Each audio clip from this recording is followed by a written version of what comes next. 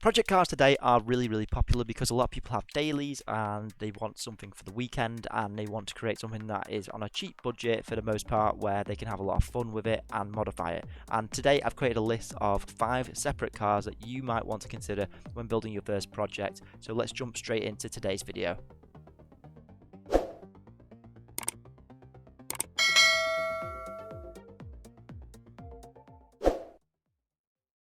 At number 1 is the Subaru Impreza WRX. Now, yes, some of these might be under that 10k budget depending on what you're looking at, but I really wanted to go for one of these where I found it for actually 6k. Now, this is a really cool car, and some of them, obviously, if it's the STI, if it's the facelifted version, as you can see here, it's going to be more expensive, and frankly, this is going to be well into the 10k figure, so maybe bring it down a bit, but I'm trying to look for under 7k ideally in the project car. But with this one, I just had to do the exception because it's a really awesome car. Here you can see one for 6,500, and I didn't think it was too bad for the car you're getting. Now, bear in mind there's maintenance and insurance on all Subaru WRXs, so they're obviously going to be a little bit knackered by this point because obviously you're looking at the earlier model of the second generation. I think that's probably the best one to go for here because a lot of these can be as low as £4,000. I don't think it's a terribly bad car either.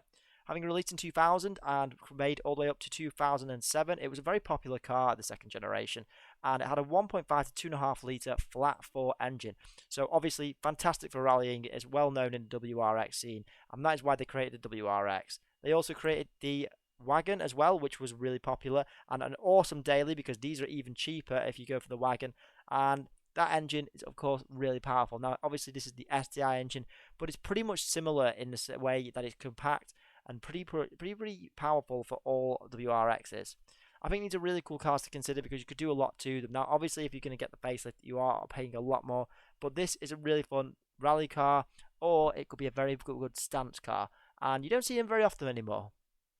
At number 2 is the car that, yes, everyone was already thinking about. It is the MX5 Mk1 specifically. And yes, you could get the Mark II free, but I really wanted to talk about the Mk1 because it is obviously the daddy, the original beast.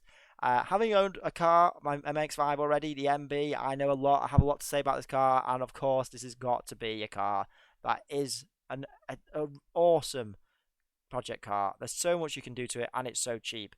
Now, let's talk about the car. So it's got a 1.6 litre engine, and some of them came with 1.8s. They made it for well over 10 years, and of course, it is a reliable MX5. Now, here you can see one for 3,995, which I feel like is a good price if you want to go for it, but typically you want to look at the 2 to 3k range. That way, you know it's not too cheap, but it's not too expensive. And there's not much to say about the MX5 other than it's just so much fun. It's, of course, reliable. It'll last for hundreds of thousands of miles. Now, of course, if you are going to get a project car, everyone who has an MX5 will tell you about the rust. Just check under the seals and make sure that the car isn't going to rot away anytime soon and you're good to go. Now, it's very simple. There's not much technology, but it's just so much fun to drive, and I would definitely wholeheartedly recommend an MX5. You can do cool stuff like this to it and make it look low, especially those pop-up headlights. And I think that's a lot of the joy of the MX5 Mk1 because a lot of people love the pop-up headlights, and it's an awesome car. Well, there's not much more I can say about the MX5 other than definitely consider it as a project car if you haven't had one already, and definitely don't feel like it's a hairdresser's car. It's so much more than that. Don't worry, it's not all Japanese cars on this list, and I have catered for the Germans. In this one, I've gone for the BMW Free Series from 2000 to 2004. Is the one you really want to be looking at. Or you could get the coupe version, the little small hatch version, I believe. But that is also a really awesome car to have as a project. Now, I went for this because these are very cheap right now, and it's not the M3, so you're not paying ridiculous prices, and you're not having to maintain it in the same way. Now, a lot of these are really popular to do up. Now, just bear in mind maintenance with BMWs because, of course, they're always an issue, and typically, depending on which one you go for, don't last as long. But here you can see, here's one for £2,500. Now, this is an absolute beauty, and I think it's really worthwhile. You'll see in this video there's a lot of convertibles, but I just really wanted to highlight the BMW 330, or depending on its name, the 330 Ci, or it's awesome. But with the power, it's 168 horsepower in that engine with a 5-speed automatic, typically with a 2 litre engine DOHC with 24 valves.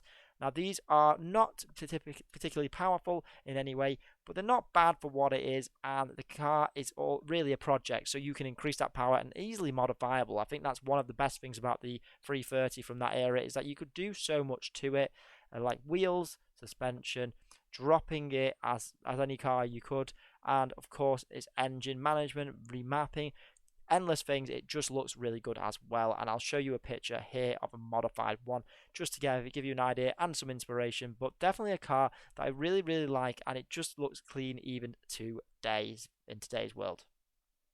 Up next is the Clio 182. That is right, a very highly praised little hot hatchback that came out into the UK in 2004 after the successful years of the Clio when it first originally came out, for the Mark III, and it did really well. It was a very successful little car, and you guessed it, had 182 horsepower.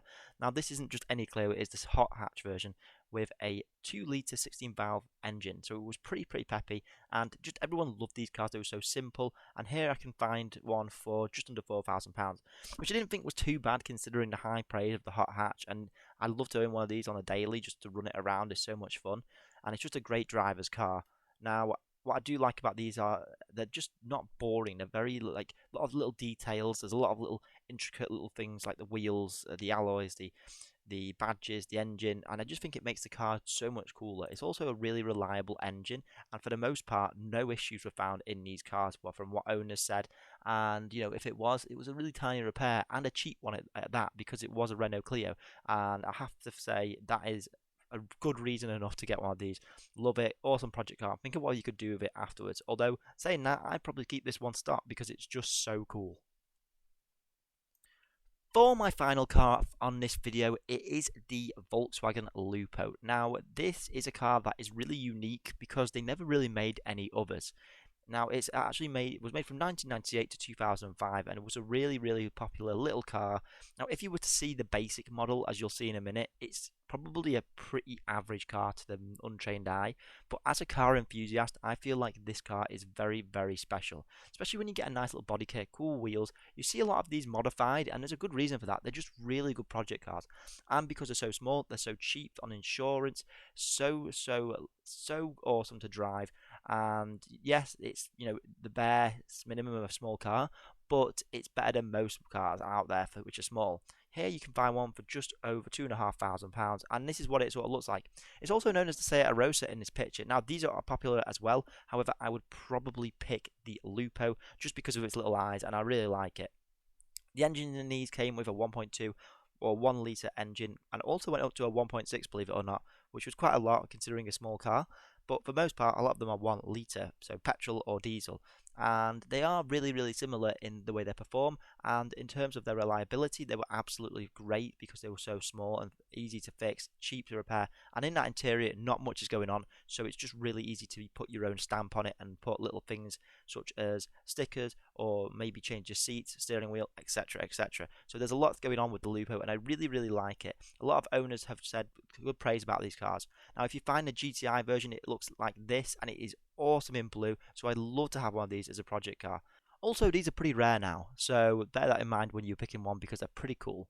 Hey guys, hope you've enjoyed the video. I haven't made a video for a few weeks, but here are some project cars that I hope you will appreciate and enjoy.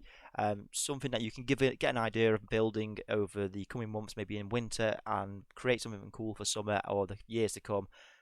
If you do like this video, leave a like, comment, subscribe. I really enjoy making car content for everyone here. See you soon.